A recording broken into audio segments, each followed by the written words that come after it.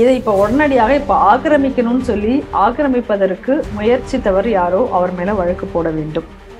ரெண்டாவது, இந்த மாதிரியாக இருக்கக்கூடிய ஒரு பழமையான தூணை இடித்ததற்காக அவர் யார் அதை இடித்தார்களோ அவங்க மேல ஒரு சாதாரணமான ஒரு வழக்கு போடுவதற்கு பதிலாக இந்த மாதிரி பழமையான சின்னங்களை அழித்ததற்கான உள்ளது என்னமோ அதற்கும் சேர்த்து இதற்கான ஒரு வழக்கை போட வேண்டும்.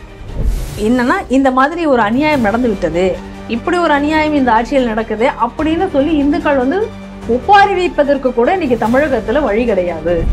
இந்த சூழ் என்விரான்மெண்டலிஸ்ட் அப்படிங்கக்கூடியவர்கள் எல்லாம் கொள்ளையடிப்பதற்கான ஒரு இயக்கம் தாங்களே. அந்த நேரத்துக்கு அதுக்கு நம்ம போராட்டம்னா அதுக்கு ஏதாவது நம்ம கிடைக்குமா அப்படின்னா அதுக்கு போராட்டம் நடத்துவாங்க. நான் ஏற்கனவே சொன்ன மாதிரி இந்து கோவில்களுக்கும் இந்து மக்களையும் இன்னைக்கு தமிழகத்துல இன்னைக்கு அவர்களுக்காக பரிந்து பேச, போராட, வாதாட அப்படின்ற கூடிய இந்து முன்னணி அமைப்பு தான் இவர்களுக்கும் இன்னைக்கு உதவி இருக்கிறது. 3 மாநிலமும் மாநில நல, அதாவது மாநிலத்தில் இருக்கக்கூடிய மக்கள் அந்த மாணவர்களுடைய நலனை விட தங்களுடைய அரசியல் மட்டும்தான் அங்க முக்கியம் என்பதால் மட்டும்தான் எண்ணெயில் இருக்க.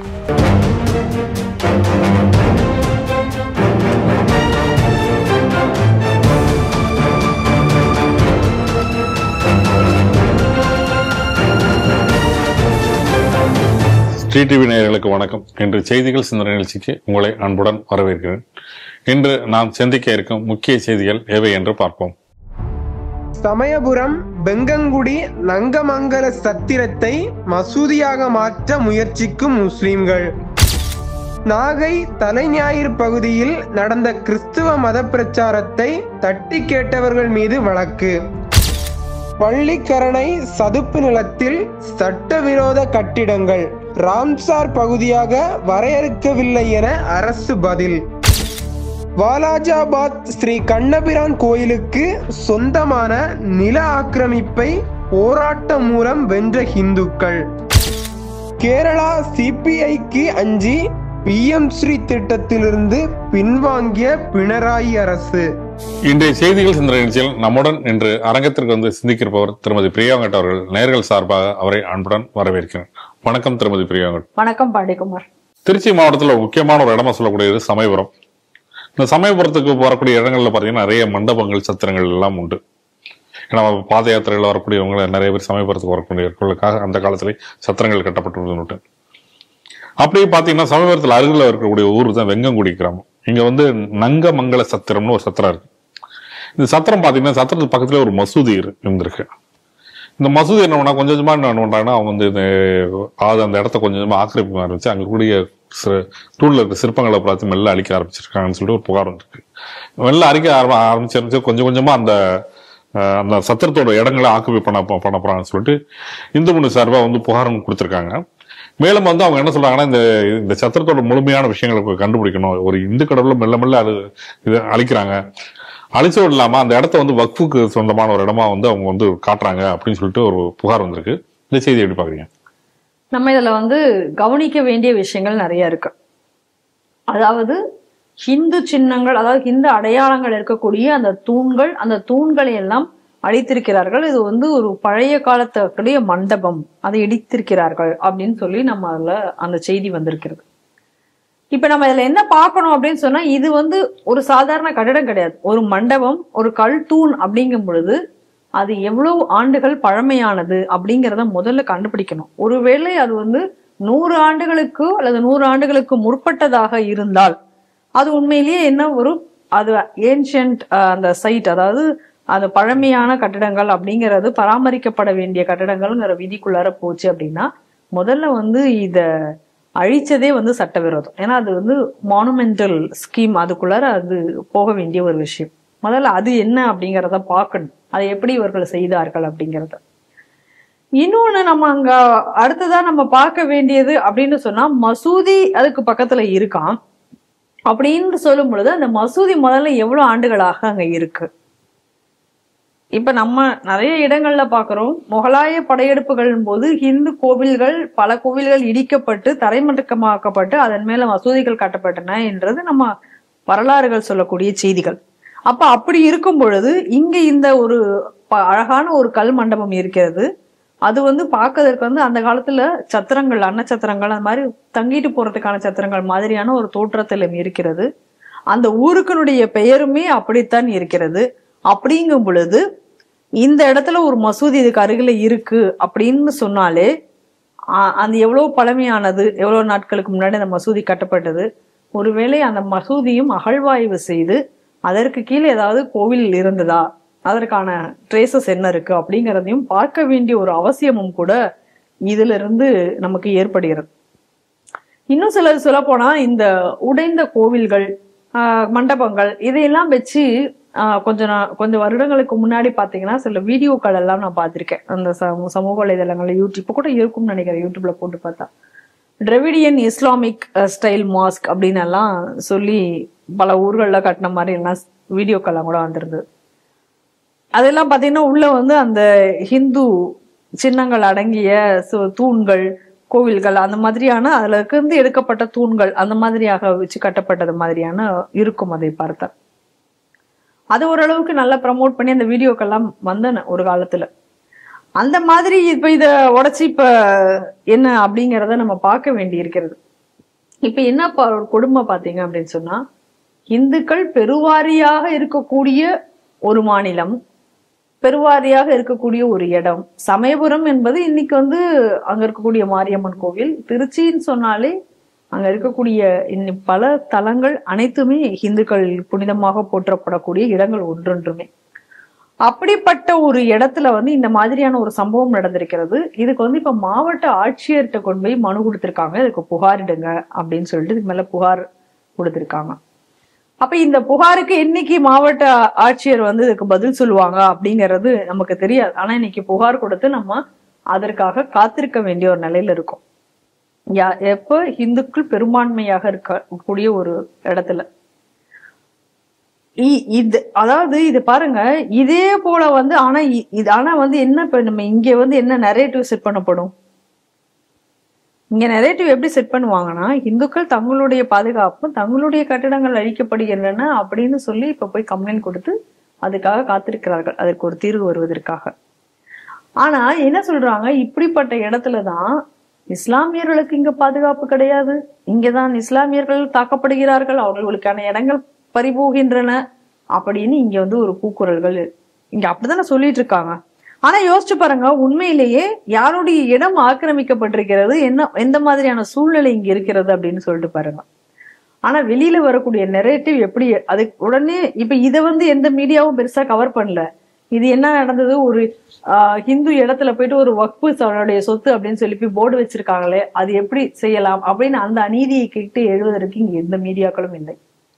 ஆனா அதே நேரத்துல இதுக்கு மேல இப்ப ஒரு கம்ப்ளைண்ட் கொடுத்து இப்ப உண்மையிலேயே அது இந்துக்களினுடைய இடம் தான் அப்படின்னு சொல்லி ஒரு தீர்ப்பும் வந்து இந்த மசூதியிலையும் ஒரு கோவில் இருந்தது அப்படிங்கிற மாதிரியான ஒரு தீர்ப்புகள் இங்க வந்தாச்சு அப்படின்னு சொன்னா, உடனே அப்ப என்ன பண்ணுவாங்க அப்படின்னு சொன்னா, இங்க வந்து துலுக்கர்களுக்கு பாதுகாப்பு இல்லை, இங்க வந்து பெரும்பான்மை மிக்கனால அவர்களுக்கு ஆபத்து ஏற்படுகிறது அப்படின்னு சொல்லி ஒரு நரேட்டிவா செட் பண்றாங்க. இதுதான் காலமாக இங்க நடந்து வரக்கூடிய ஒரு விஷயமாக இருக்கிறது நம்ம பாக்குறோம்.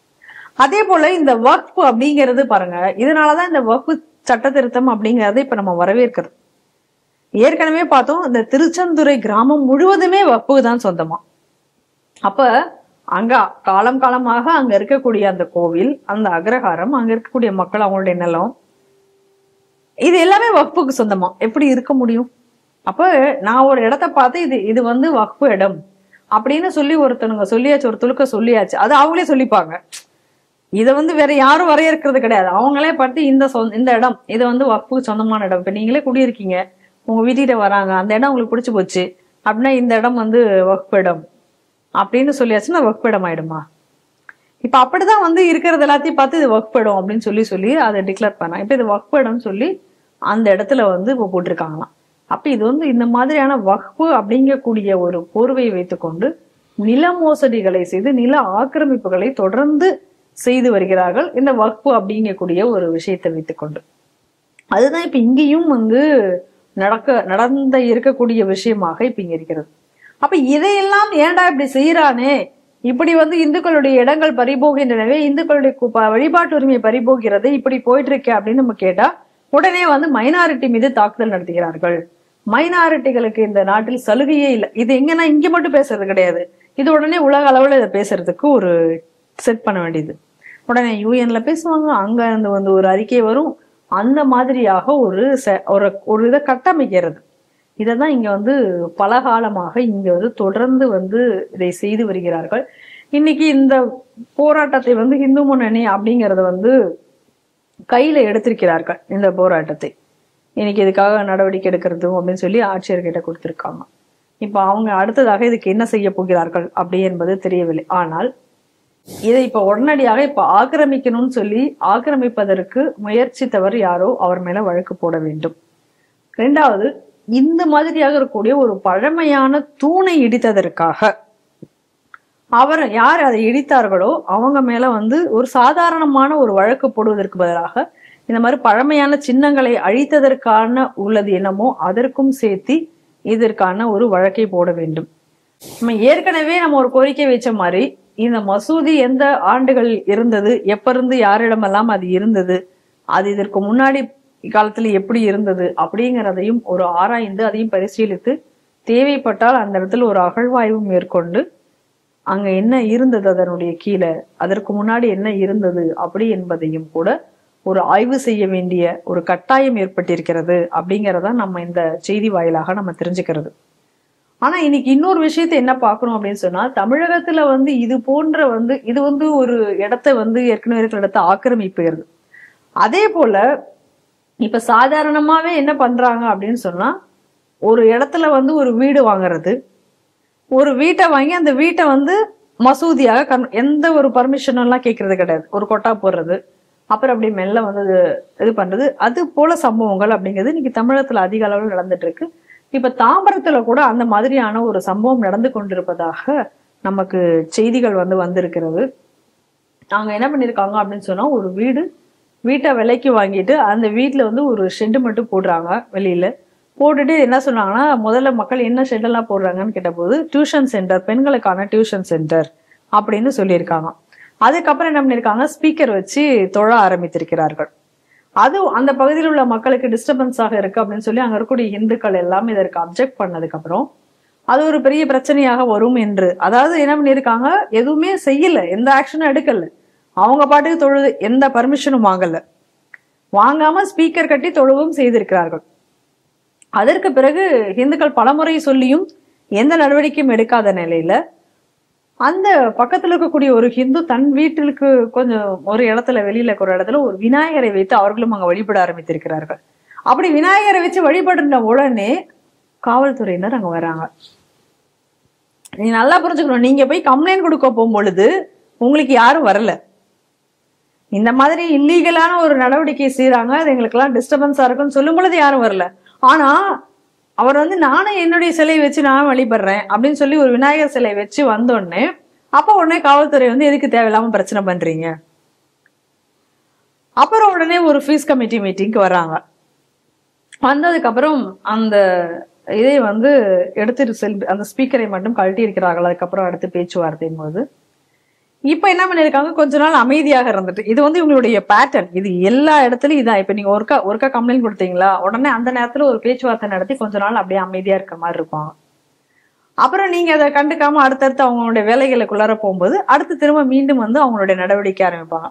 ஒரு காலத்திலயும் சட்டத்திற்கு உட்பட்டு நடக்கணும் அப்படிங்கக்கூடிய அந்த எண்ணப்போக்குள்ளாரே வராத ஒரு கூட்டம் என்றால் அது இருக்குது. அப்ப என்ன பண்றாங்க, இப்ப திரும்பவும் என்ன பண்ணிருக்காங்க, அந்த இடத்துல வந்து அவர் அங்க இருந்த கடைகள் அதை எல்லாத்தையும் மாற்றி அந்த கடைகள் எல்லாம் வாங்கி ஏதோ பண்ணி இப்ப திரும்பவும் வந்து அந்த இடத்த விரிவாக்கம் பண்ணி திரும்ப மசூதி கட்டுறதற்கான ஒரு முயற்சியில் ஈடுபட்டு இருக்கிறார்கள். இப்ப அதற்காகவும் இப்ப வந்து மனு கொடுத்திருக்கிறதாக அந்த பகுதி மக்கள் இப்ப நம்மள்ட்ட செய்தி சொன்னாங்க. இது எதுக்கு இப்ப இது ஒரு செய்தி அப்படின்னா இது இன்னொரு செய்தி. இது எதுக்காக நான் இதை சொல்ல வரையதில்லைன்னா, எப்படி பாருங்க, ஒரு விதத்திலையும் வந்து அந்த இடத்தை ஆக்கிரமித்து அதுல மசூதியை கட்ட வேண்டும். அது இப்ப வந்து ஏற்கனவே இருக்கிற ஒரு இடத்தை எக்ஸ்டெண்ட் பண்ணி இன்னும் அந்த மசூதியை பெருசாக்கணும். இங்க ஒரு இடத்த வாங்கி அந்த இடத்துல மசூதி கட்டி அதை மசூதியாக்கணும். இது போன்று எல்லா இடங்களிலும் இந்த மாதிரியான ஆக்கிரமிக்கக்கூடிய ஒரு வேலையை வந்து இந்த திராவிட மாடல் ஆட்சி வந்ததுல இருந்து இவர்களுடைய பணி என்பது அதிக அளவில் அதிகரித்து வருகிறது என்பதையும் நம்ம இதுல பார்க்க வேண்டும் என்பதற்காக இந்த செய்தியும் நான் இதில் செய்தேன். அந்த விஷயத்திலையும் இந்து முன்னணி தான் இப்ப எடுத்து அதற்கு பின்னாடி போராடி கொண்டிருக்கிறார்கள். அதனால இன்னைக்கு இந்து முன்னணி அமைப்பு எதற்காக கோபால்ஜி இந்த இந்து முன்னணியை தொடங்கினாரோ, இந்துக்களுக்காக வாதாட, பேச, பரிந்து பேச, எதற்காக அப்படின்னு சொல்லி அவர் ஆரம்பித்த அந்த அமைப்பு இன்றும் தன்னுடைய லட்சியத்திலிருந்து கொஞ்சமும் விலகாமல் இதற்காக இன்னைக்கு போராடி கொண்டிருக்கிறது. இவர்களுடைய போராட்டங்களுக்கு இந்துக்களான நாமல் எப்பொழுதும் துணையாக இருக்க வேண்டும். ஏன்னா எண்ணிக்கை வேண்டாம், இதே ஒரு சூழ்நிலை நம்ம ஊர்லயும் நம்ம வீட்டு பக்கத்திலையும் நடக்கலாம் என்பதை இந்துக்கள் தெளிவாக புரிந்து கொள்ள வேண்டும் என்பதுதான் இந்த செய்தியிலிருந்து நான் கேட்டுக்கொள்கிறேன். தமிழகத்துல சமீப காலமா பாத்தீங்கன்னா நீங்க ஒரு புகார் கொடுக்க போனீங்கன்னா ஒன்னும் புகாரை உதாசீனப்படுத்துவார்கள். ஏன் புகார் கொடுக்க வரீங்க, உங்களுக்கு இல்லாட்டி அந்த புகார் கொடுத்த நபரை யார் மேல புகார் கொடுக்கலாம் அவங்கள்ட்ட தகவல் சொல்றது, இந்த மாதிரி விஷயங்கள் நடக்குது. இது கொஞ்சம் அடுத்த நாள் அவள் போய் புகார் கொடுப்பவர் மேலேயே கம்ப்ளைண்ட் பதிகிறது. இந்த மாதிரி விஷயங்கள் தமிழகத்துல அதிகம் நடக்கும். எங்கன்னு பாத்தீங்கன்னா நாகப்பட்டினம் மாவட்டம் காடைத்தி கிராமம் சொல்றது. இது இப்ப பாத்தீங்கன்னா தலைநாயர் பக்கத்துல. இது திருமலம் சொல்லக்கூடிய அந்த காவல் நிலைய எல்லைக்கு உட்பட்டது. இங்க பாத்தீங்கன்னா இது தலைநாயர்ல இருந்து கிட்டத்தட்ட ஒரு 11 காலைல தலைநாயருக்கு 2 நாள் முன்னாடி 11 மணி போல காலைல பாத்தீங்கன்னா அந்த இருக்கக்கூடிய ஒரு பெந்தகோஸ்து சபை பாஸ்டர், அவரும் அந்த பாஸ்டர் பேர் சந்திரமோகன், அவரும் அவர் மனைவி கூட கிட்டத்தட்ட ஒரு 60 பேர் கூட சேர்த்து இந்த காடைத்தி கிராமத்துக்கு வந்திருக்காரு. தெருவுக்கு ஒரு 5 பேரா பிரித்து கொண்டு ஒவ்வொரு விதத்திலும் மனம் திரும்புங்கள் சொல்லிட்டு இயேசு கிறிஸ்துவர் அப்படின்னு சொல்லிட்டு ஒரு கிறிஸ்தவ மத பரப்பக்கூடிய நோட்டீஸ் எல்லாம் கொடுத்திருக்காரு. இதுல முக்கியமா பாத்தீங்கன்னா அந்த நோட்டீஸ் வீடு கொடுக்கறதெல்லாம் பிரச்சனை இல்லை. ஒரு மத இது பிரச்சாரம் இன்னொரு மத இடத்துல பட்டம் கூட பட் இவங்க பாத்தீங்கன்னா என்ன அங்க கூட ஒரு ஊர் ஏரியில இருக்கக்கூடிய சாமி அந்த காவல் தெய்வத்துக்கு பக்கத்துல இருக்கக்கூடிய இடத்துல நிப்பாட்டி அங்க போயிட்டு வரவங்கள்ட்ட அவங்ககிட்ட இருந்து நோட்டீஸ் எல்லாம் கொடுத்துருக்காங்க. இப்படி கொடுத்துட்டு வரும்போது என்ன பண்ணிருக்காங்கன்னா மாதவன் அப்படின்னு ஒரு வீட்டுல இருக்காரு. மாதவன் அப்பதான் வீட்டுல படுத்திருக்கும் போது அவர் வீட்டை தட்டி நீங்கள் மனம் திரும்புகள் அப்படின்னு சொல்லிட்டு அப்படி நோட்டீஸ் கொடுத்திருக்காரு. அவருக்கு நோட்டீஸ் கொடுக்கும்போது என்ன நோட்டீஸ் பார்த்தாரு, கிறிஸ்தவ மத மாற்றத்துக்கான நோட்டீஸா இருக்கே அப்படின்னு சொல்லி கேட்கப்படும் போது அவரு இதெல்லாம் நீங்க பண்றதெல்லாம் தப்பு அப்படின்னு கேட்கப்படும் போது இல்ல நாங்க எல்லாருக்கும் கொடுக்கணும் அப்படின்னு மாதிரி சொல்லியிருக்காங்க. மேலும் அவர் தொடர்பாக வெளில நாங்க பெரும்போது வாக்குவாதம் காவல்துறை நாடிருக்காங்க. காவல்துறை நாடும்போது காவல்துறை வந்திருக்கார்கள், விசாரணை செய்திருக்கார்கள். அன்று அவர்கள் மீது வழக்கு பதிவு செய்தார் சொல்லிட்டு போயிட்டாங்க. இருக்கப்படும் போது என்ன அன்று இரவு என்னன்னு பாத்தீங்கன்னா இவர் மாதவன் என்பவர் புகாரை எழுதி கொடுத்தாரு. அந்த மாதவன் மேலே அன்று இரவே வழக்கு மாதவன் உட்பட கூட 2 பேர் மேல வழக்கு பதிவு செய்யப்பட்டிருக்கு. இந்த வழக்கு பதிவு செய்யப்பட்டவருக்கு பிறகு இன்னொரு தகவல் வருகிறது. அந்த பாஸ்டர் சந்திரமோகன் இவரோட இந்த கிராமத்து மக்களை தொடர்பு கொண்டு கேஸை வாபஸ் வாங்கி நம்ம சமரசமா போவோம் அப்படின்னு சொல்ற மாதிரி வந்திருக்கு. இது இப்படி ஒரு குழப்பத்துக்கு உட்பட்டு ஒரு மதமாற்ற நிகழ்ச்சி பாத்தீங்கன்னா புகார் கொடுத்த மேலே ஒரு வழக்கா வந்திருக்கு. அந்த செய்தி எடுப்பாங்க. ஒரு கிராமம் முழுக்க சென்று நோட்டீஸை கொடுத்து நாங்க மதம் மாற்ற போறோம் அப்படின்னு சொல்லி கிளம்பி போயிருக்காங்க. அப்போ மதத்தை மொத்தமா ஒரு ஹிந்து ஏரியால நீங்க போய் இந்த நோட்டீஸை கொடுத்து இப்ப பண்ண வேண்டிய ஒரு அவசியம் என்ன? அதுவும் கோவிலுக்கு சென்று கொண்டிருக்கக்கூடிய பக்தர்கள்ட்டையும் கொண்டு போய் நீங்க இந்த நோட்டீஸை கொடுத்து நீங்க செய்யறீங்க அப்படின்னா அதுவும் ஒரு மதத்தை இழிவுபடுத்தி நீ போய் பிரச்சாரம் பண்ண வேண்டிய அவசியம் உங்களுக்கு என்ன இருக்கு? அப்ப அதுவே முதல்ல சட்டவிரோதம். இப்ப நம்மளுடைய கேள்வி என்ன அப்படின்னு சொன்னா, நீங்க ஒரு திருவிழா நடக்குது, ஒரு பாரம்பரியமா நடக்கக்கூடிய ஒரு திருவிழா, அதுக்கெல்லாம் டைம் போடுவாங்க, அந்த டைமுக்குள்ளார நடக்கணும்.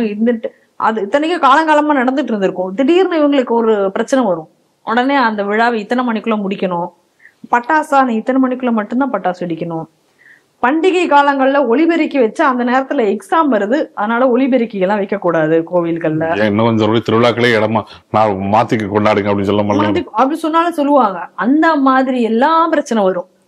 ஆனா இதே வேற மதங்களா இருந்தது அப்படின்னு சொன்னா, இதே வேற்று மதத்தினவர்கள் பிரச்சனையா இருந்தது அப்படின்னு சொன்னா அங்க இது எதுவுமே கிடையாது, எதுவுமே சட்டவிரோதம் கிடையாது. இது அவங்க செய்யற எல்லாமே சட்டத்துக்கு உட்பட்டதாக மாறிடும். இப்ப இந்த விஷயத்திலேயே பாருங்க, இவங்க போய் சட்டவிரோதமாக மதம் மாற்றுவதற்காக இவங்க செல்லுவாங்களாம். ஏன்டா என் இடத்துக்கு எனக்கு தேவையில்லாத விஷயத்த, எனக்கு பிடிக்காத விஷயத்த நீ சொல்ற, இது எதுக்கு எனக்கு தேவையே இல்லாத ஒரு விஷயம், நீ இங்கிருந்து வெளியில போ அப்படின்னு சொன்னா, வெளியில போன்னு சொன்னவனுக்கு கேஸ் போடுவாங்களாம். ஒருத்தன் திணிக்க போயிருக்கான் ஒரு விஷயத்த, அப்ப அவன் போனது தப்பு கிடையாதா, நீ ஏன்டா இங்க உள்ள வந்த அப்படின்னு கேட்டா கேட்டவன் தப்பு.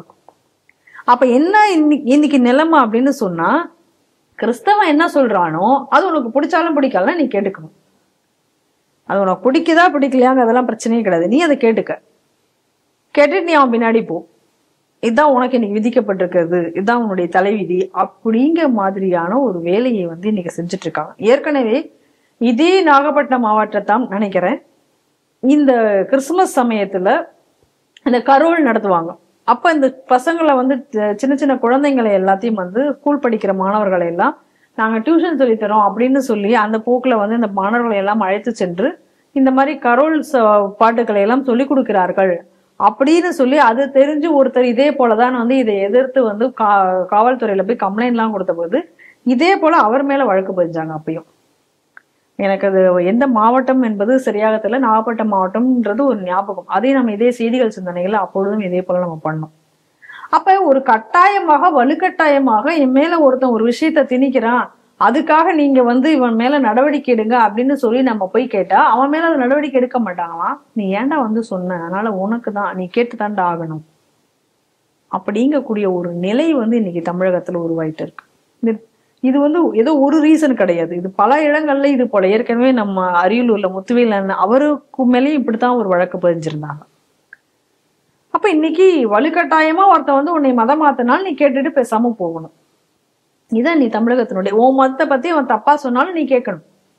ஆனா இதே வந்து இப்படி எல்லாம் அவன் சொல்லிட்டானே அப்படின்னு சொல்லி அவருக்கு எதிராக ஒரு ஆர்ப்பாட்டமோ இல்ல அதோ ஏதோ ஒண்ணு நீங்க நடத்துனீங்க அப்படின்னு சொன்னா உடனே வந்து நான் ஏற்கனவே முன்னாடி செய்தியில நான் சொன்ன மாதிரி இங்க வந்து மைனாரிட்டிகளுக்கு எதிராக இங்க வந்து எல்லாரும் செயல்படுகிறார்கள், மைனாரிட்டிகள் இங்க வாழவே முடியாம இருக்கு. ஐயோ, அவர்கள் வந்து எப்படி ஒரு இந்துக்கள் மட்டுமே இருக்கக்கூடிய ஒரு கிராமத்துக்கு நீங்க போயிட்டு உங்க நோட்டீஸ் எடுத்துக்கிட்டு போய் இந்துக்களை அதையும் இந்து கடவுளை கேவலம் எல்லாம் படுத்தி மனம் திரும்புங்கள் அப்படின்னு எல்லாம் சொல்லி நீங்க கொண்டு போய் நோட்டீஸ் கொடுத்துட்டு வர சுதந்திரம் உங்களுக்கு இருக்கும். ஆனா இது எப்படி குடுக்கறானே, இது ஏன்டா குடுக்கறான்னு சொல்லி நான் போலீஸ்ல போய் கம்ப்ளைண்ட் பண்ணா கூட அடுத்த நாள் அந்த கம்ப்ளைண்ட் எனக்கே திரும்பும். அந்த அளவுக்கு சுதந்திரம் தான் ஹிந்துக்கு இருக்கு. ஏன்னா எனக்கு பிடிக்காத கருத்துக்களை கேட்க வேண்டாம் அப்படிங்கிறது கூட எனக்கு உரிமை கிடையாது, நீ கேட்டுதான் ஆகணும். அப்படி அது இன்னைக்கு இருக்க சூழ்நிலை. ஏன்னா இது ஏதோ இன்னைக்கு ஒரு சம்பவம் இது நடக்கல, இது போல பல சம்பவங்கள் இங்க நடந்தாச்சு. இப்படி அர்த்தராத்திரியில வந்து இப்ப கைது செய்ய வேண்டிய அவசியம் என்ன ஒரு ஆளை? இன்னும் வந்து யார் வந்து இந்த மத மாற்றத்துல ஈடுபட்டாங்களோ அவங்க கைது செய்யப்படல. நல்லா நீங்க பார்க்கணும், அவங்க மேல எந்த வழக்கும் இது வரைக்கும் போடப்படல. ஏன்னா இந்த புகார் மனுல ஒரு 2 மார்க்சிஸ்ட் கம்யூனிஸ்ட் கட்சிக்காரர் மேலதான் புகார் மனு எழுதியிருக்காரு. அவர்கள் மேல எந்த வழக்கும் பதிவில்லை. குறிப்பாக அவர் இந்த ராஜா தங்கதுரைன்னு நினைக்கிறேன், அவர் 20 பேரும் அந்த புகார் மனுவில் குறிப்பிட்டு எழுதியிருக்காரு. அவர்கள் மேலும் பெரிதாக வழக்கு பதிவிப்படவில்லை என்ற ஒரு செய்தி உண்டு. அதான் சொல்றேன், அவங்க மேல எந்த வழக்கும் பதிவு இல்லை. ஆனா நீங்க வந்து இப்படி எதுவுமே இல்லாம ஒரு அத்துமீறி ஒரு கிராமத்துக்குள்ள நுழைஞ்சு இப்ப பண்ணிட்டானே அப்படின்னு சொன்னவனா ராத்திரியோட ராத்திரியே நீங்க கைது செய்ய வேண்டிய அவசியம் என்ன? நீங்க அவரை வந்து என்கொயரி கூட நீங்க பண்ணல, என்ன பிரச்சனைக்காக இப்ப நீங்க அவரை கைது செஞ்சிருக்கீங்க? அப்ப நான் வந்து என்னுடைய உரிமை இங்க பறி போகுது, என்னுடைய வழிபாட்டு உரிமையை ஒருத்தன் பறிக்கிறான், அவன் வந்து இந்த மாதிரி எல்லாம் ஒன்று வந்து சொல்றான் அப்படின்னா நான் யார்கிட்ட போய் அப்ப நான் சொல்றது? நான் போய் சொன்னா என்னையில நீ கைது பண்ணுவ? அப்ப எனக்கு கொடுக்கப்பட்டிருக்கக்கூடிய வழிபாட்டு உரிமைகள் கூட நான் வந்து இன்னைக்கு என்னுடைய எதை கூட நான் பண்ண முடியாது. அப்ப எவனோ ஒருத்தன் இந்த இன்னைக்கு சர்ச்சையில இருந்து என்ன டிக்டேட் பண்றானோ அதை நான் கேட்டுக்கணும். அப்படிதான் இன்னைக்கு இருக்கு, அதை தானே இன்னைக்கு வந்து இவங்க சொல்றாங்க. இன்னும் கூட இப்ப பாருங்க, ஏதாவது நீ தமிழகத்துல எப்படி வேணா, இப்ப ஒரு வீடு, இப்ப நம்ம ஏற்கனவே பார்த்தோம் எப்படி வந்து வீட்டை வந்து மசூதியா மாத்தி இன்னைக்கு தொடர்றது, அவங்களா தொழுதுக்கிறது அப்படின்ட்டு. இதுக்கெல்லாம் வசதியாக இருக்கிற மாதிரி கவர்மெண்டே ஒரு வேலையும் பண்ணி கொடுத்துருக்காங்க கவர்மெண்ட். ஏன்னா அவங்க தான் சொன்னாங்கல்ல கொஞ்ச நாளைக்கு முன்னாடி சொன்னாங்க, இப்போ ஒரு வீடையோ வீடை வந்து இப்ப நீங்க வந்து ஜப வீடாக்கவோ இதெல்லாம் மாத்தணும்னா முன்னாடி எல்லாம் பர்மிஷன் வாங்கணும், இந்த இதெல்லாம் இருக்கு அப்படின்ட்டு இருந்தது. இப்ப என்ன சொன்னாங்க, நீங்க வந்து மாத்திக்கோங்க, மாத்திட்டு பர்மிஷன் கேட்டு லெட்டர் போடுங்க கலெக்டருக்கோ இதுக்கோ, 1 மாசத்துக்குள்ளார அவங்க எந்த பதிலும் சொல்லாட்டா நீங்க பாட்டு நடத்திக்கலாம், உங்களுக்கு பிரச்சனை கிடையாது. அனுமதி கேட்டு லெட்டர் போடுங்க, 1 மாசம் வரைக்கும் உங்களுக்கு பதில் வரலையா நீங்க நடத்திக்கலாம், அது வந்து லீகல் ஆயிரும். அப்ப இந்த மாதிரியான ஒரு ஊக்குவிப்புக்கிற தனம் வர வகையில இந்த மாதிரி எல்லாம் விஷயங்கள் நடந்ததுனாலதான் இன்னைக்கு ரொம்ப சர்வசாதாரணமாக இந்த விஷயங்கள் வந்து நடந்து கொண்டிருக்கீங்க.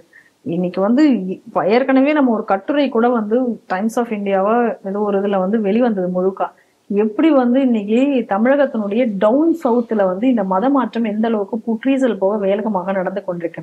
டவுன் சவுத் மட்டும் கிடையாதுங்க, இன்னைக்கு தமிழகம் முழுவதும் இதுதான் நிலை.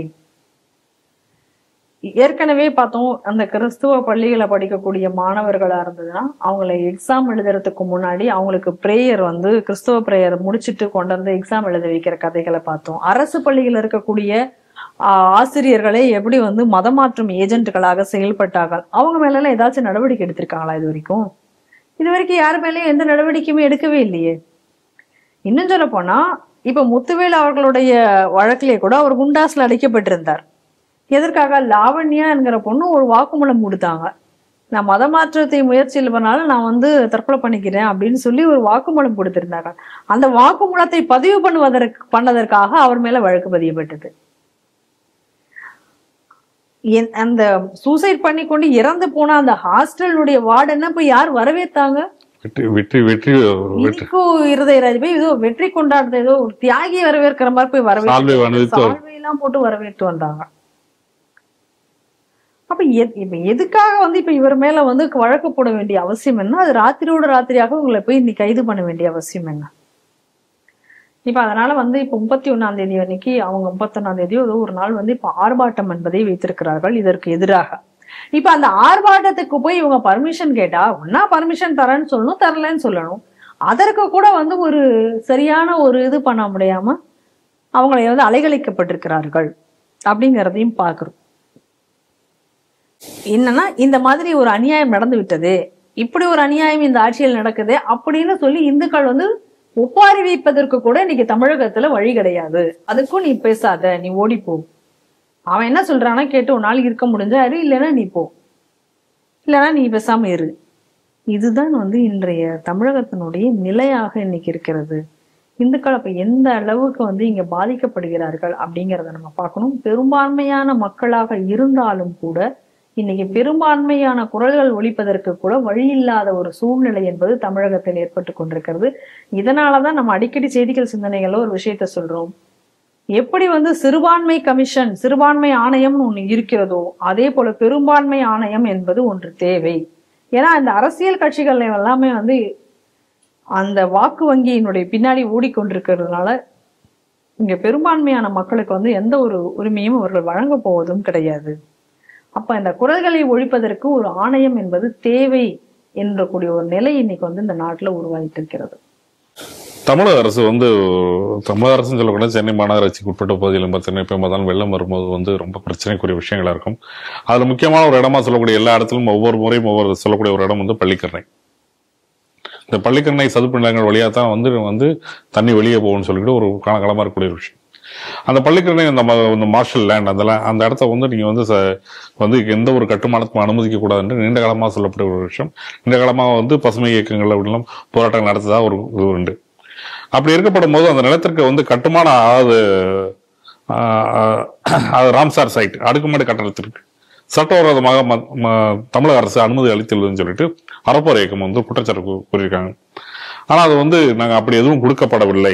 அதாவது இன்னும் அதிகாரப்பூர்வமாக எதுவும் ராம்சாருக்கு தரத்தில் எல்லை இன்னும் அதாவது எந்த ரேஞ்சில் நாங்க வந்து கட்டக்கூடாது இது வரைக்கும் நாங்க எந்த வரையறும் பண்ணல அப்படின்னு தமிழக அரசு சொல்லியிருக்கு. ஆனா இருந்தாலும் வந்து அறப்போர் இயக்கம் சொல்லுதுன்னா ஒரு குறிப்பிட்ட ஒரு கம்பெனிக்கு ஒரு ஹோட்டலுக்கு நீங்க அனுமதி கொடுத்துருக்கீங்க, இது வந்து தவறான விஷயம், அந்த அனுமதி ரத்து செய்ய வேண்டும் என்று அறப்போர் இயக்கம் சொல்லியிருக்கு. இந்த செய்தி எடுப்பாங்க. இதுல வந்து நம்ம 2-3 விஷயங்களை வந்து நம்ம இந்த செய்தியில நம்ம பார்க்க வேண்டியிருக்கு. முதல்ல வந்து சூழியல் வியாதிகள், சூழியல்வாதிகள், சில நேரங்கள் வியாதிகள் வருவார்கள், சில நேரங்கள் போராளிகள் மாறும். அதான் அவங்களாம் இப்ப எங்க போனாங்க அப்படின்னு சொல்லி நமக்கு தெரியல. அந்த பூவுலகின் நண்பர்கள், அப்புறம் சேலத்துல ஒரு ஆள் இருப்பாரு, எங்க ஊருக்காரர் ஒரு ஆள், பியூஸ் சைக்கிள்ல எல்லாம் போவாரு. அங்க வந்து இது போலதான் நான் போராட்டம் செஞ்சு பெரிய ஆள் ஆனேன் அப்படிலாம் சொல்லுவாரு. நான் ஜெயில வச்சு அடிச்சாங்க அப்படிலாம் அவரு கதையெல்லாம் சொல்லி அதுக்கெல்லாம் தாண்டி நான் வந்து ஒரு மிகப்பெரிய சூழியல்வாதி அப்படின்னு சொல்லிக் கொள்றாரு. அவங்க எல்லாம் இப்ப இந்த வியாதிகள்லாம் எங்க போனாங்க அப்படின்னு நமக்கு தெரியல. ஏன் இப்ப இவங்களுடைய குரல்கள் எல்லாம் இங்க எழவில்லை என்று தெரியல. இவங்க எல்லாம் என்ன பண்ணுவாங்கன்னா தீபாவளி வந்தா இவங்க எல்லாரும் வந்துருவாங்க. பட்டாசு வெடிச்சதுனால இன்னைக்கு பறவை எல்லாம் என்ன பண்ணும், இன்னைக்கு நீங்க பட்டாசு வெடிச்சிட்டீங்க, பூனை தூங்காது, நாய் பயப்படும், அப்படி இப்படின்னு சொல்லிட்டு வருவாங்க. அப்ப காற்று மாசுபட்டுருச்சு. அன்னைக்குதான் பேப்பர்ல எல்லாம் கூட அந்த மாசுனுடைய இண்டெக்ஸ் தெரியாது, அது மாதிரிலாம் பண்ணுவாங்க. அப்ப இதையெல்லாம் அப்புறம் வந்து இந்த மாதிரிலாம் இருக்கும்போது, ஆனா இவங்கெல்லாம் வந்து இந்த இப்ப எப்பெல்லாம் இவங்க வாய் திறக்கிறது இல்லை அப்படின்னு சொன்னா, ரிசர்வ் ஃபாரஸ்ட்ல 1 கிலோமீட்டர் வரைக்கும் கூட எக்ஸ்டெண்ட் பண்ணி இந்த மைனிங் அலோவ் பண்ணாங்க, எக்ஸ்டெண்ட் பண்ணாங்க. அப்ப இவங்க வாய் திறக்கல. இப்ப பாருங்க, இந்த ராம்சார் டிவிஷன் அதனுடைய கேட்டகரைஸ் பண்ணக்கூடியது, நிலத்தை வந்து சதுப்பு நில காடுகள், அதுங்களை வந்து அங்க வந்து ரிசர்வ் ஃபாரஸ்ட் ஏரியா, அப்புறம் ட்ரை லேண்டு, இந்த மாதிரி அதை பிரிக்கக்கூடிய அந்த வகைப்பாடுகள்ல இந்த எங்கதான் இப்ப வந்து ஒரு பில்டிங் கட்ட போறாங்க அப்படின்னு சொல்லி ஒரு பிரச்சனை வந்திருக்கு. இது இந்த ராம்சார் அப்படின்னு கேட்டகரைஸ் பண்ண ஒரு லேண்ட்ல இன்னைக்கு வந்து ஒரு பெரிய மிகப்பெரிய ஒரு ஹோட்டல் வந்து இன்னைக்கு கட்ட போறாங்க அப்படின்னு சொல்லிதான் இன்னைக்கு அதுக்கு பிரச்சனை. இப்ப அறப்போர் இயக்கம் அந்த பிரச்சனையை கிளப்பியிருக்காங்க. அறப்போர் இயக்கம் அந்த பிரச்சனையை கிளப்பின உடனே எதிர்கட்சிகள் எல்லாம் இப்ப பல கேள்விகளை முன்வைக்க தொடங்கினார்கள். அதற்குதான் இப்ப வந்து கவர்மெண்ட் வேகமா இப்ப பதில் சொல்ல வந்திருக்கு. அப்ப இந்த கட்டடம் இப்ப கட்ட போறாங்கன்னு இப்ப அறப்போர் இயக்கம் சொல்லக்கூடிய விஷயத்துக்கு இப்ப எதிர்கட்சிகள் எல்லாம் கேட்டிருக்க நேரத்துல இப்ப இந்த சூழியல் வியாதிகள் எல்லாம் எங்கே போனார்கள், அதான் நம்மளுடைய கேள்வியே. ஆனா இப்ப அதனால இப்ப என்ன ஒண்ணு நல்லா தெரிஞ்சுக்கணும் அப்படின்னு சொன்னா, இந்த என்விரான்மெண்டலிஸ்ட் அப்படிங்கக்கூடியவர்கள் எல்லாம் கொள்ளையடிப்பதற்கான ஒரு இயக்கம் தாங்களே. அந்த நேரத்துக்கு அதுக்கு நம்ம போராட்டம்னா அதுக்கு ஏதாவது நம்ம கிடைக்குமா அப்படின்னா அதுக்கு போராட்டம் நடத்துவாங்க. இல்ல அதுல ஏதோ அவங்களுக்கு ஆதாயம் இல்லைன்னா அதுல வரப்போறது இல்லை. இதுதான் அந்த இன்னைக்கு சுற்றுப்புற சூழ்நிலை பாதுகாப்பு அப்படிங்கிறது வந்து எதான் திமுகவுக்கு இது பொருந்தும். ஏன்னா இதே அவங்க ஆட்சியில இருந்திருந்தாங்கன்னா இப்ப அக்கறைகள் அதிகமாக இருக்கும். நாம அதெல்லாம் பார்க்கணும். ஏன்னா நம்ம கன்னியாகுமரி மாவட்டத்துல மலைகள் எல்லாம் காணாம போய்கிட்டு இருக்கு, எல்லாமே பாக்குறோம். எல்லா ஊர்லயும் எப்படி எல்லாம் இயற்கை வளங்கள் சுரண்டப்படுகிறது. இப்ப எதுவுமே போராட்டமே இல்லையே. அதிமுக ஆட்சியில இருந்த போது பாத்தீங்கன்னா எவ்வளவு போராட்டம் நடந்திருக்கு இந்த சுற்றுப்புற சூழ்நிலைக்காகன்னு சொல்லிட்டு. ஆத்துல மண்ணல்றது கூட போராட்டம் பண்ணாங்க. இப்ப ஒரு போராட்டத்தை அதிகமான மண் குவாரிகள் வந்து இந்த அரசாங்கம் கொடுக்கப்பட்டது, அதிகமான கல் குவாரிகளும் கொடுக்கப்பட்டிருக்கிறது. அது அனைத்துலயும் முறைகேடுகள் நடந்துட்டு இருக்கு. நம்ம சும்மா ரோட்ல நீங்க வந்து பெரிய ஆராய்ச்சி எல்லாம் பண்ண வேணாம். இப்ப நீங்க பழைய உங்களுடைய ஊர்களுக்கு நீங்க திரும்ப நீங்க வந்து சாலை மார்க்கமாக நீங்க வந்து பொறுமையா ஒரு கார் எடுத்துட்டு போய் பாத்தீங்கன்னா தெரியும், ஏற்கனவே இருந்த மலையெல்லாம் இப்ப காணும். பாதி ஒன்னாந்த மலையெல்லாம் பாதியா இருக்கு. ஆற்றோரம் மறந்ததுன்னா பெரிய பெரிய குழிகள் இருக்கு. ஒவ்வொரு இடத்துலயும் எவ்வளவு அந்த மணல் லாரிகள் செயல்பட்டு இருக்கு வேக வேகமா அப்படிங்கிறத பார்த்தாலே நமக்கு நல்லா தெரியும் எந்த அளவுக்கு இயற்கை வளங்கள் சுரண்டப்பட்டு கொண்டிருக்கின்றன அப்படின்னு சொல்லிட்டு. ஆனா இப்ப அதெல்லாம் ஒரு போராட்டத்தையும் காணாங்க. இவங்கெல்லாம் எங்க இருக்காங்களா இல்லையான்னு கூட தெரியல. அந்த அளவுக்கு இன்னைக்கு வந்து ஏன்னா இன்னைக்கு அப்படி பாதுகாக்கிறாங்கல்ல, அதனால வரதில்லை போல இருக்கு. சோ இந்த நிலையில இப்ப இந்த போராட்டம் இதுல என்ன ஒரு விசேஷமான விஷயம் செய்தினா நம்ம பார்க்கணும். 2017 இப்ப கவர்மெண்ட் விளக்கம் கொடுத்திருக்காங்க, இருக்கட்டும் அந்த விளக்கம் ஒரு பக்கம். 2017 இந்த ராம்சார் கேட்டகரைஸ் எல்லாம் பண்ணணும். கிட்டத்தட்ட வந்து 1248 ஹெக்டர் இப்ப அதுக்குன்னு டிஃபைன் பண்ணணும் அப்படின்னு சொல்றாங்க. அப்ப வந்து மொத்தமா 698 ஹெக்டரை வந்து ஆல்ரெடி வந்து சொல்லியிருக்காங்க. 698 ஹெக்டர் அப்படின்றத அதை இன்னொரு 550 ஹெக்டர் வந்து இன்னும் கொஞ்சம் எக்ஸ்டெண்ட் பண்ணணும் அப்படின்னு எல்லாம் அதை குறித்தான ஒரு விவாதங்கள் எல்லாம் அப்ப இருக்கிறது. இது இப்ப 2017 இது வரையறுக்கணும்ன்ற தீர்மானம் நிறைவேற்றப்படுகிறது. ஆனா இப்ப அரசு என்ன சொல்லுது, இன்னுமே நாங்க வந்து ராம்சார் இதை பத்தி இன்னும் முழுமையான வரையறையை வந்து நாங்க தயாரிக்கவில்லை. அது வந்து இன்னும் வரையறைக்கணும். அது வந்து மக்கள் கிட்ட அதெல்லாம் கருத்து கேட்கணும். இன்னும் பல வேலைகள் இருக்கு, அது என்ன அதெல்லாம் நிறைவேறலை, முடியவில்லை அது அப்படின்னு சொல்றாங்க. இப்ப நம்ம கேள்வி என்னன்னா, 2017 இருந்து இப்போ வரைக்கும் நீ ஏன் அதை நிறைவேற்றல? அப்ப இந்த மாதிரியான ஹோட்டல்கள்லாம் கட்டட்டும், கட்டி முடித்த பிறகு அதெல்லாம் முடிச்சதுக்கு அப்புறமா நம்ம வந்து பாத்துக்கலாம் அப்படின்னு சொல்லி வெயிட் பண்றாங்களா? இல்ல பிரைவேட்டா இப்ப அந்த இடத்துக்கு பட்டாலாம் வாங்கினதுக்கு அப்புறம் எல்லாம் முடிஞ்சதுக்கு அப்புறம் அதெல்லாம் பாத்துக்கலாம்னு வெயிட் பண்றாங்களா? அந்த கேள்வி வருதா வரலையா? ஏன் நீங்க பண்ணல அப்படிங்கறது இருக்குல்ல. 2017 இதுக்கான இதெல்லாம் சொல்லியாச்சு. அப்படிங்கும்போது ஏன் இது வரைக்கும் நீங்க பண்ணல? ஏற்கனவே இந்த வேளச்சேரி பகுதிகளில் இந்த இடத்துல எல்லாம் இப்படி வந்து மழை நீர்ல வந்து பிரச்சனை அப்படின்னா ஏரியை வந்து நம்ம தடுத்து வீடு கட்டினா ஏரிக்கு கோவம் வராதான்னு நீர்வளத்துறை அமைச்சரா இருந்த துரைமுருகன் தான் அப்ப கேட்டார். நீர் போற வழியில வீடு கட்டினா அப்படின்னு. அப்ப இந்த கட்டுறதுக்கான வழிவகையை யாருங்க செஞ்சு தராங்க? அப்ப கட்டும் போது என்ன பண்ணிக்கிட்டு இருந்தீங்க? கட்டி முடிச்சதுக்கு அப்புறம் அதுக்கு இபி பில் தரீங்க, ரோடு போட்டு தரீங்க, டாக்ஸ் வசூல் பண்றீங்க, எல்லா அப்ரூவலும் அரசாங்கம் தானே தரீங்க. அதெல்லாம் வேற யாராச்சும் தர்றாங்களா?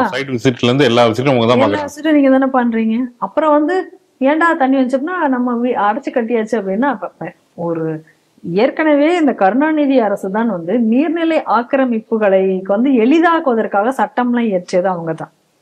அப்ப இப்ப நமக்கு இதெல்லாம் நம்ம வச்சு பார்க்கும்போது நமக்கு இப்ப என்ன சந்தேகம் வருது அப்படின்னு சொன்னா, இப்ப இது வரைக்கும் நீங்க வரையறுக்காம இருக்கிறதுக்கான காரணம் என்னன்னா, கொஞ்சம் கொஞ்சமா இந்த மாதிரி எல்லாம் ஆக்கிரமிச்சுக்கட்டும், அப்புறம் பேலன்ஸ் உள்ளது பாத்துக்கலாம் அப்படின்னு இருக்கீங்களா?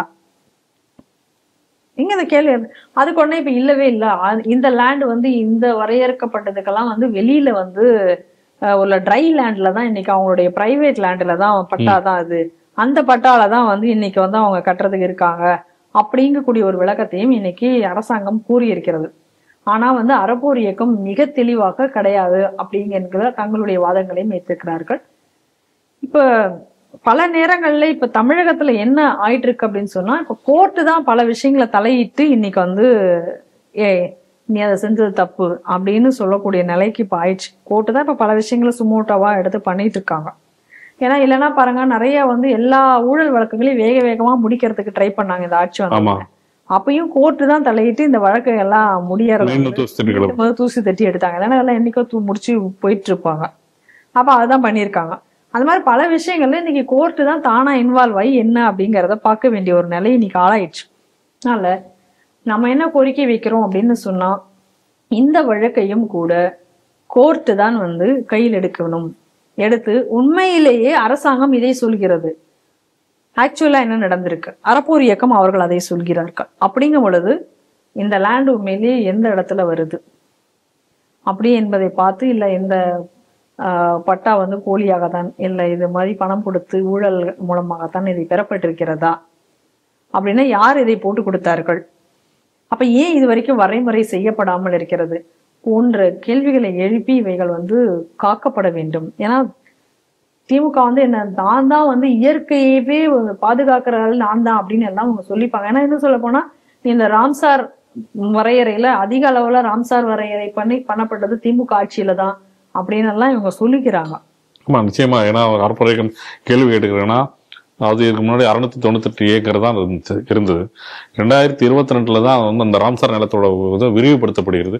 698 இருந்தது 1247 விரிவுபடுத்திருக்காங்க. இந்த 550 ஏக்கர் ஏன் வந்து விரிவுபடுத்துறதுன்னு அறப்போர் இயக்கம் கேள்வி கேட்டிருக்காங்க. தனியார் நிலம் வந்து அந்த 550 ஏக்கர் இது ஏன் ராம்சாருக்குள்ள கொண்டு வரீங்க, அதுவும் வந்து சதுப்பு நில காடுகள் உட்பட்டதான்னு கேள்வி எழுப்பியிருக்காங்க.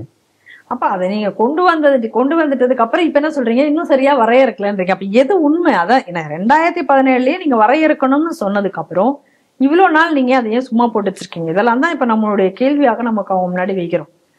அப்ப நாங்க அது வந்ததுக்கு அப்புறம் தான் இதை அதிகப்படுத்துகிறோம் அப்படின்னு சொல்லிட்டு இது இயற்கையே நாங்க தான் உருவாக்கணுங்கிற மாதிரி சொல்றீங்களே. ஆனா இவ்வளவு இயற்கை உங்களால நாசமாக்கி கொண்டிருக்கிறது.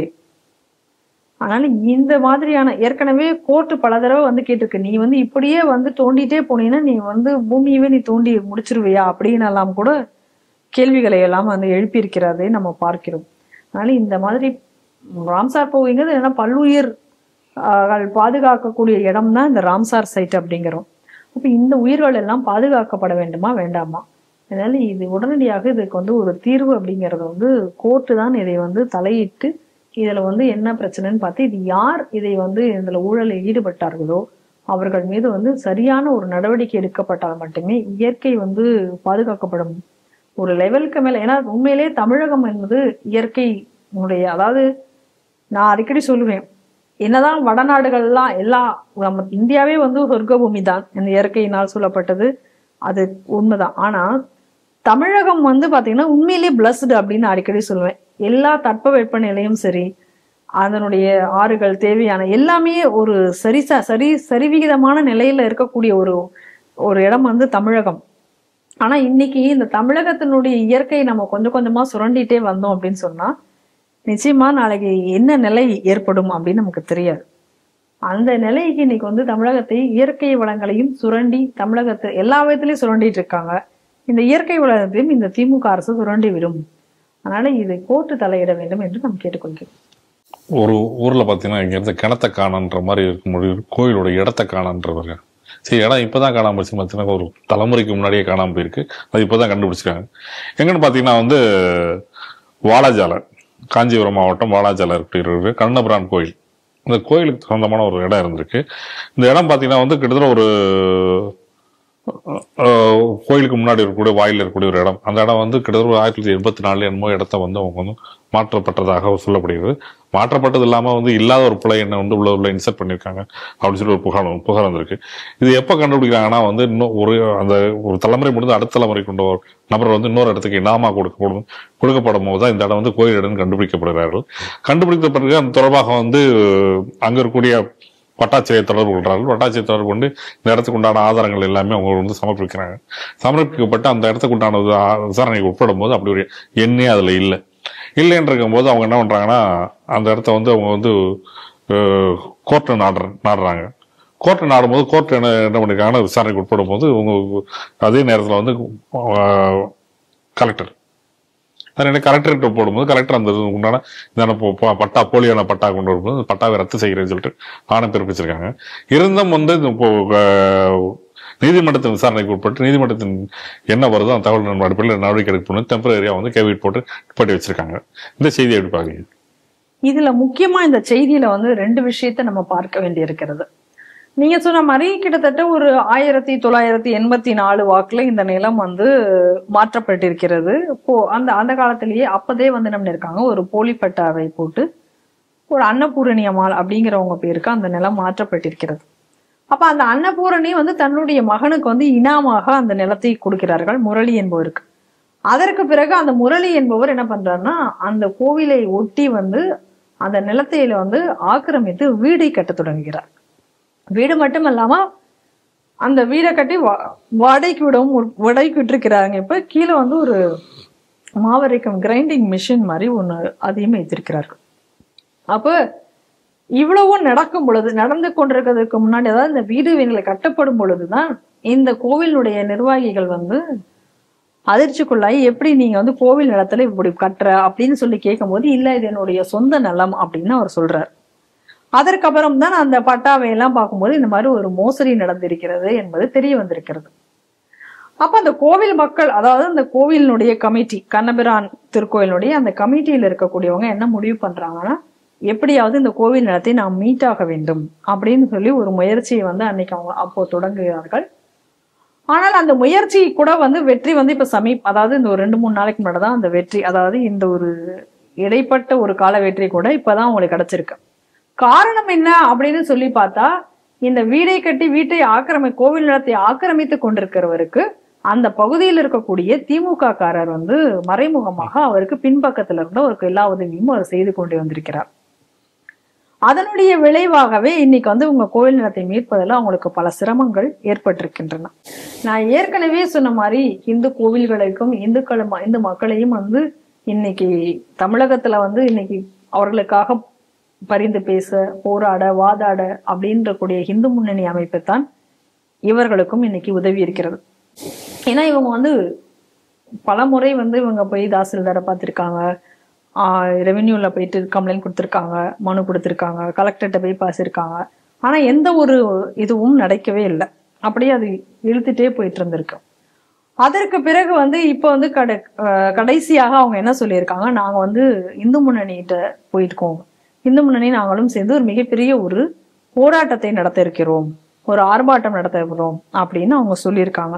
சொன்னதுக்கு பிறகுதான் இந்த கலெக்டர் வந்ததுக்கு அப்புறம் இதுல தலையிட்டு 2 தரப்புகளையும் விசாரிச்சு மொத்த மோசடி என்ன அப்படி என்பதையும் பார்த்து இன்னைக்கு வந்து இந்த பட்டாவை இப்போதைக்கு ரத்து செய்திருக்கிறார்கள்.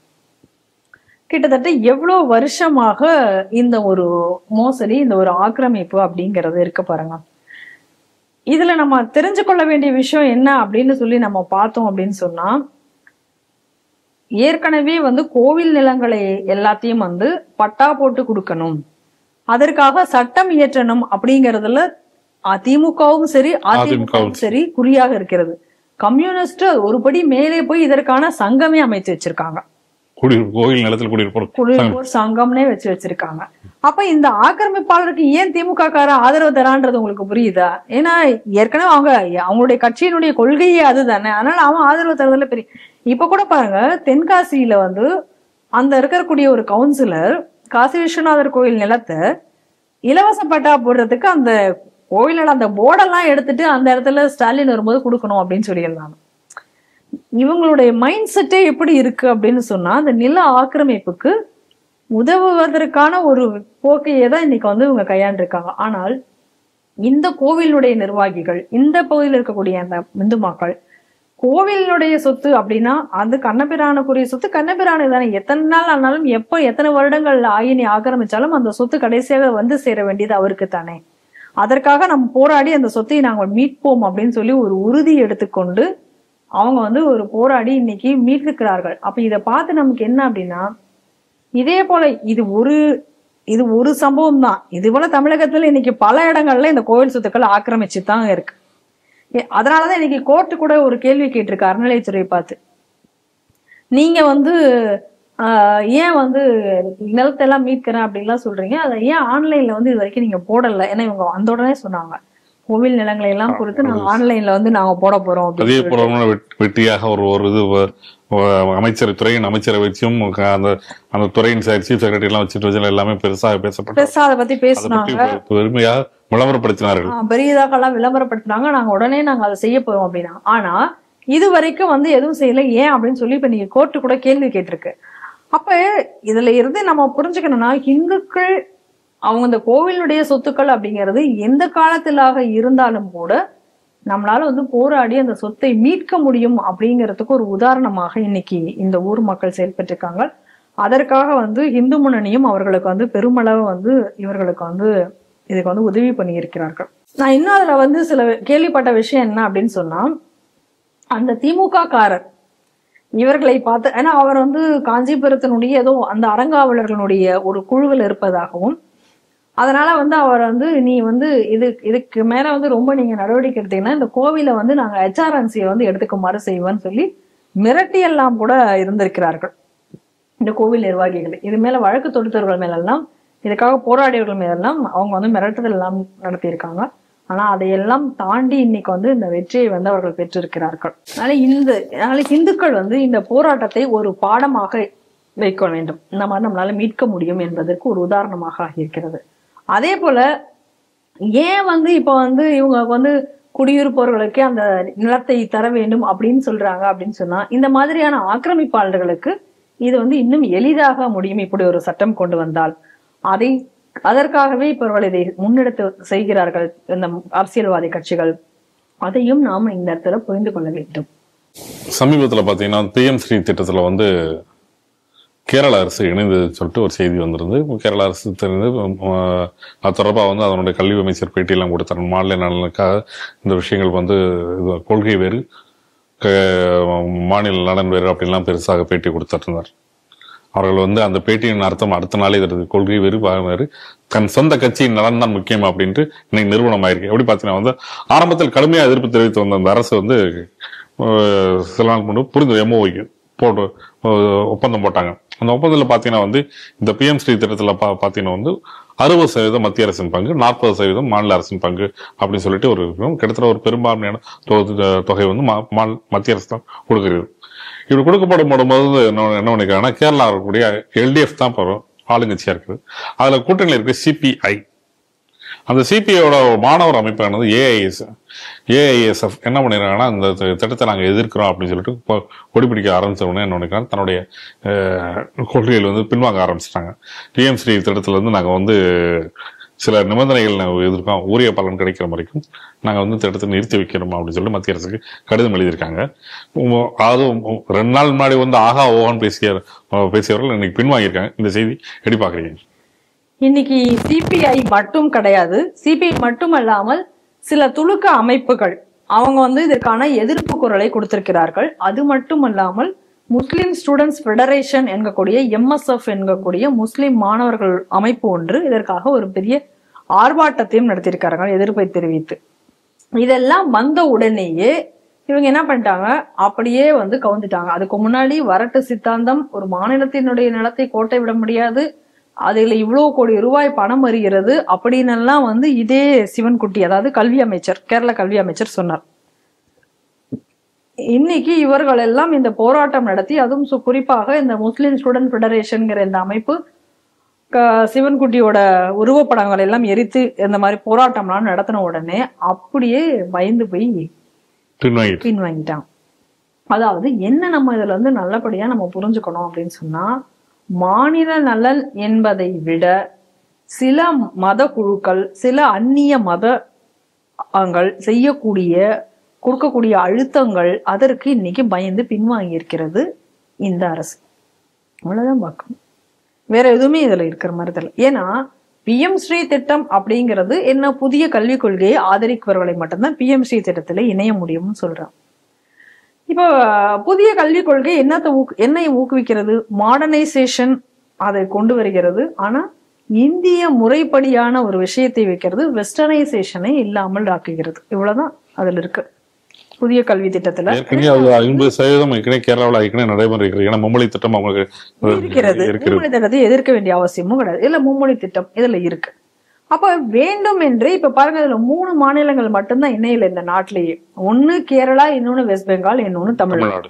இந்த 3 மாநிலமும் எதற்காக அது இணைவில்லைன்னா, 3 மாநிலமும் மாநில நல, அதாவது மாநிலத்தில் இருக்கக்கூடிய மக்கள் அந்த மாணவர்களுடைய நலனை விட தங்களுடைய அரசியல் மட்டும்தான் அங்க முக்கியம் என்பதால் மட்டும்தான் இணையில இவங்க.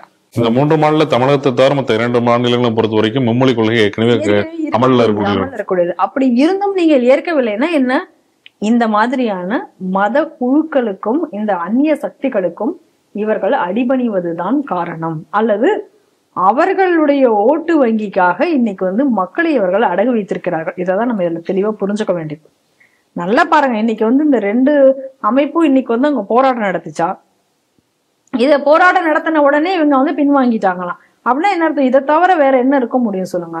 ஏன்னா புதிய கல்விக் கொள்கை அப்படிங்கிறது வந்து மாடர்னைசேஷனுக்கு முன்னுரிமை கொடுத்திருக்காங்க, வெஸ்டர்னைசேஷன் பின்னுக்கு தள்ளிருக்காங்க. அவ்வளவுதான், வேற ஒரு. கேரளால வந்து நீங்க சொன்ன மாதிரி ஏற்கனவே மும்மொழி கொள்கை தான். இதுல உங்களுக்கு என்ன பிரச்சனை?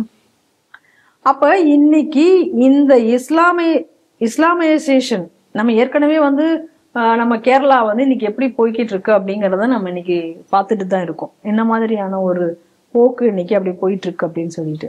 அப்ப இன்னைக்கு அதாவது இவங்க சித்தாந்தத்தை கூட விட்டு இதுக்கு போறோம் அப்படின்னு சொல்லி போறாங்க. அப்ப இன்னைக்கு இந்த சித்தாந்தத்தையும் தாண்டி இந்த அடிப்படைவாதத்திற்கு இன்னைக்கு மண்டிட்டு இருக்கிறார்கள். இதுதான் நீங்க நடந்திருக்கு. ஏற்கனவே காங்கிரஸும் பாத்தீங்கன்னா கிட்டத்தட்ட வந்து நம்ம சுதந்திரத்தின் பொழுது நம்ம நாடு வந்து பிளவுபட்டதுக்கு காரணமே என்ன அப்படின்னு சொன்னா, இந்த மாதிரியான ஒரு முஸ்லிம்களுடைய ஒரு அடிப்படைவாதத்துக்கு அந்த அந்த துலுக்கனுடைய கோரிக்கைகளுக்கு இவர்கள் எந்த அளவுக்கு இவங்க பணிஞ்சு இறங்கி போனாங்களோ, இறங்கி போக நாடு பிளவுபடுவது என்பது உறுதியாகி கடைசியா பிளவே பட்டு விட்டது. அப்பீஸ் பண்ணதுனாலதான் போச்சு. காந்தி பண்ண அங்க தப்பு என்ன, அவர் வந்து சாஃப்ட் நேச்சரா இருந்த முஸ்லிம்களை துலுக்கர்களை அவர் ஆதரிக்கவில்லை. ஆனா அதுக்கு பதிலாக அவர் என்ன பண்ணாரு அப்படின்னு சொன்னா, யார் அடிப்படைவாதிகளோ அவங்ககிட்டதான் சரண்டர் ஆனாங்க. அப்ப அவங்களதான் முக்கியத்துவமா மையமா வச்சு அங்க பேசினாங்க. அதே மாதிரிதான் இப்ப இங்கேயும் நடந்து கொண்டிருக்கிறது.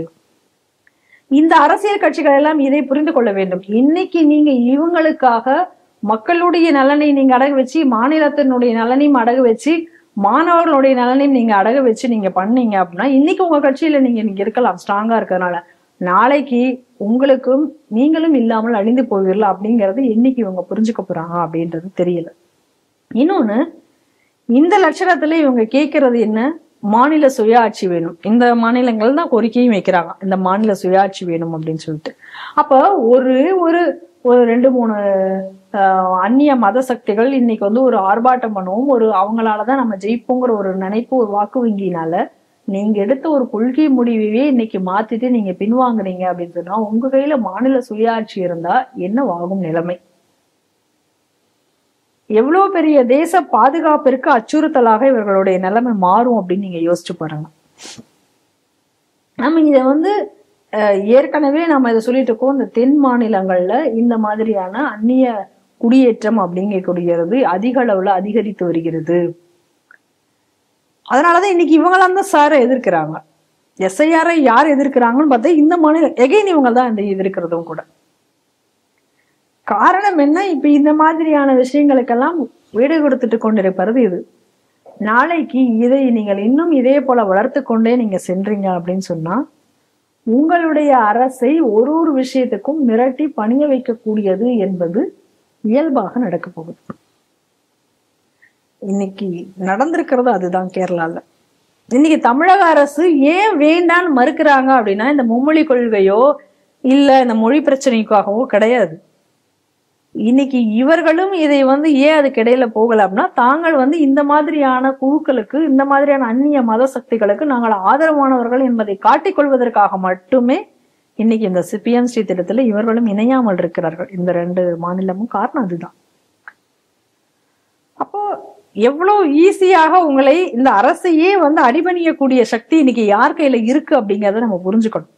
ஆனா இதையெல்லாம் பார்த்து கொண்டு மத்திய அரசு இன்னும் இந்த பிரிவினைவாத சக்திகள் இப்படி செயல்படுவதையும் பார்த்து கொண்டு மௌனமாக கடந்து செல்வது அப்படி என்பது எந்த அளவுக்கு இந்த நாட்டிற்கு பாதுகாப்பானது, எப்படி இந்த விஷயங்கள் செயல்பட போகிறார்கள் அப்படிங்கிறது தெரியல. மத்திய அரசு இன்னும் விழிப்போடு செயல்பட வேண்டும் என்பதே நம்மளுடைய கோரிக்கை. நன்றி மேடம். நன்றி.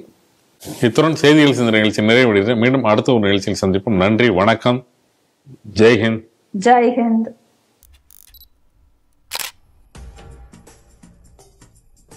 Vanakkam. I am delighted to share that the Tamil version of my book, Hindus in Hindu Rashtra, published by Blue One Ink, will be officially launched on November the 9th, 2025 in Coimbatore. This translation, which has been done by the Tamil translator and writer Sri Ananda Padmanabhan, Padmanji, is an initiative by Nam Desam Nam Perumai, NDMP Foundation, that brings the facts, arguments and truths of this book closer to the Tamil speaking community, my community, whose voice has always stood tall for dharma and civilizational integrity. I am very grateful to Sri Praveen Tiwari of Blue One Ink and Sri Padmanji for making the Tamil version a reality. I look forward to being there in person for the book launch and having an interactive Q&A session with all of you. Thank you so much.